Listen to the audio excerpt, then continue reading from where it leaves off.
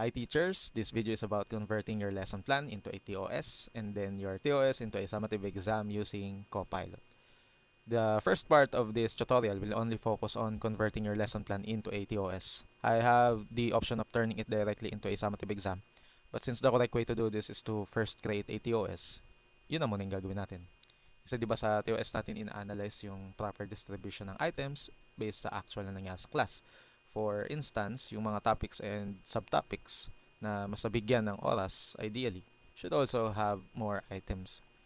Moreover, sa TOS din natin hinihima yung distribution ng items based on its difficulty or kung saan siya papalo sa cognitive and knowledge dimensions.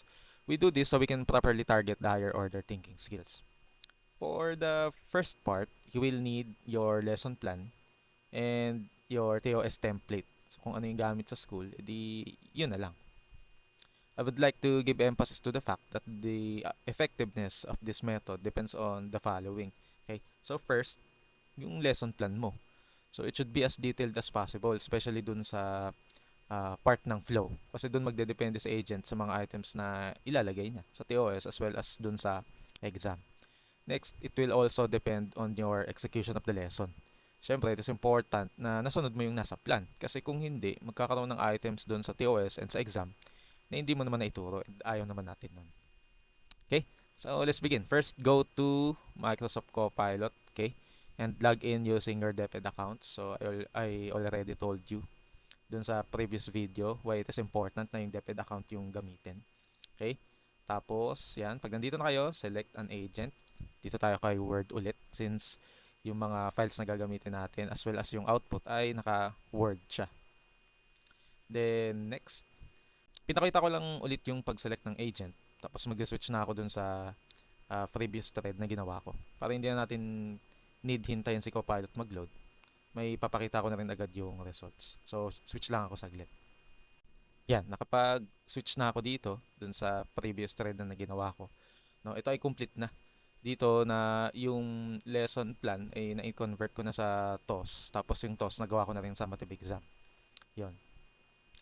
So, yung una kong ginawa, in-upload ko lang yung files. Again, your sample TOS. Tapos yung lesson plan. Okay? Yung lesson plan na inilagay ko dito, ito yung output ni Copilot dun sa first video. Yung pinag-create natin siya ng lesson plan based on the budget of work. If you haven't watched that video, pwede nyong panoorin. Baka may makuha din kayo doong helpful tricks. Okay? And I advise you to do one lesson and 10 items at a time. Tapos tsaka nyo na lang i-combine. Depende sa pinapagawa sa inyo sa school. Why? Kasi kung madalas na kayong gumamit ng AI, mapapansin nyo, kapag madami ka agad yung pinapagawa mo, hindi nagiging accurate yung output niya. Or sa AI mismo yung nagde-decide na i-chunk niya yung gagawin. For example, nagpagawa ka ng 30 item na exam. Ang gagawin niya lang doon ay 10, 15. Tapos tsaka kanya tatanungin kung itutuloy niya pa ba yung task. Kahit kay ChatGPT or Gemini, meron silang tendencies na ganun. And ang advantage din ng one lesson plan at a time, mas mamamonitor mo yung items or questions na ilalagay niya doon sa TOS tsaka doon sa exam. Okay? So after uploading the files, enter mo lang itong prompt. So yung prompt, ayan, this includes, syempre, yung role, yan, tapos, nandyan pa din yung subject. Ayan kasi yung context eh. Tapos, followed by the reference or yung magiging guide niya. Okay? Based on the uploaded table of specification, tsaka yung lesson plan. Yan, nakalagay indicate week 1. Tapos, tsaka pa lang yung command, create a table of specification based on the lessons of week 1. Okay? Yan. Tapos, tsaka ka mag-input ng conditions. So, ito yung mga specific na bagay na dapat nyong sundin. Okay? You can add other things dito. Depende sa format ng TOS nyo and sa hinahanap sa inyo ng MT or ng coordinator. Sa akin, yung nilagay ko lang, for example, yan. The total item is 10. Bakit 10? Kasi week 1 pa lang naman. Kasi ang plano ko dyan, yung week 1, week 2, and week 3, tigti 10 items sila. Tapos ako nang bahalang mag-modify doon kung ano yung matitira. Kasi for example, 25 items lang yung hinahanap. Okay? Tapos, yan, nilagay ko dyan, consider the duration and difficulty of the topic in the lesson plan. Yan, in distributing the items, which is yung proper naman. And include items that target higher order thinking skills kasi ni-require sa amin yan eh. Tapos, ito naman, yan. Ito ay based na dun sa aming sa format na gamit namin. Distribute the items in the cognitive process dimension based on Bloom's taxonomy. The items should also be reflected in the knowledge dimension in the table. Okay? Referring dun nga sa format namin.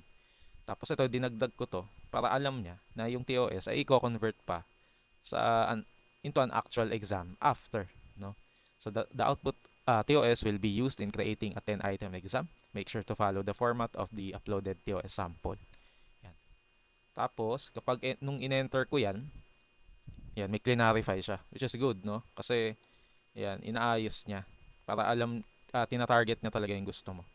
So, ang tinanong niya lang sa akin dito, yan, I selected to follow the exact same layout dun sa sample na in-upload ko dun sa TOS. Yan. Tapos ang isa pang sinelect ko ay i-distribute niya yung items based dun sa complexity. Okay. Yan.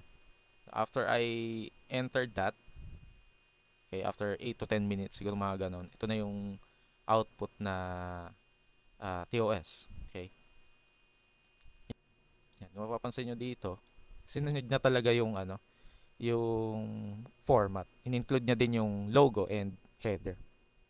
Pati yung entire table, in-include niya, binago niya lang yung layout. So, nagkaroon ng color, yan. Pero complete na siya. Makikita nyo dyan, indicated yung competencies, okay? Tapos yung kung anong week number, tapos kung ilang days siya tinuro, no? Tapos yung percentage ng teaching time. So, since divided naman, equally divided yung topics nun, ginawa niya lang, dun sa week 1, 5 sessions kasi yun. So, ginawa niya, tig 20%.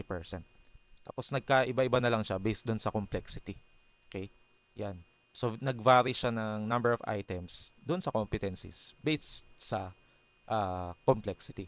Tapos, ang kagandahan lang din dito, although hindi siya indicated dun sa prompt, no, sinunod niya talaga yung proper way of distributing items, tsaka yung paglatag mismo ng questions. Kasi kung mapapansin nyo, yan, simula siya sa easy items and went to difficult ones. Yan. Kasi, di ba, ayun yung ideal. Dapat, hindi pwedeng mahirap kagad. Yan. So, nagsimula siya sa madali. So, stimulate muna yung mga students bago yung mahirap. Tapos, yung mga complex na items, yan, ay ito yung mga nasa dulo. Binalance niya lang talaga. Okay? Yan, dito sa video, we successfully converted yung lesson plan into a table of specification. Okay? Overall, satisfied naman ako dito sa output niya. Again, AI is just a tool. We, the teachers, shall review, verify, and validate yung mga ginagawa niya. Pero useful talaga to. It can really empower teachers sa mga ginagawa nila. Kung may nakuha kayo dito sa video, no, please share this video and let's enhance the productivity and efficiency of teachers. Okay? Let's make teaching lighter. Yung pag-convert ng TOS sa summative exam ay sa next video na lang. Yan lang. Goodbye!